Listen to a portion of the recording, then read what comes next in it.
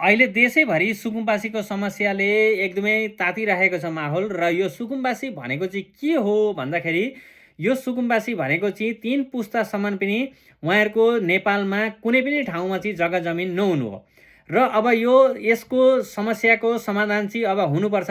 यो वर्षौँदेखि चाहिँ यो भोट ब्याङ्कको रूपमा राजनीतिक दलहरूले चाहिँ प्रयोग गर्दै आएका छन् सुकुम्बासीहरूलाई र अब चाहिँ यसको अन्त्य हुनुपर्छ।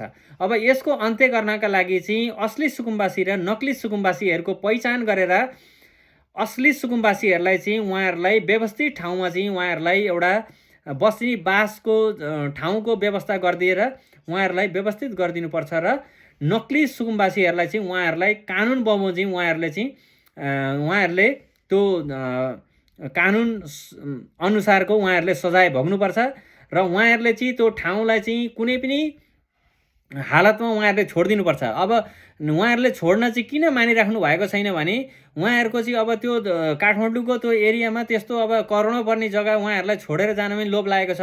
बस्न त अब उहाँहरू वर्षौँदेखि बस्नुभएको छ, तर अब उहाँहरूको जग्गा त अन्त पनि छ नि त, अन्त पनि छ। उहाँहरू असली सुकुम्बासी होइन।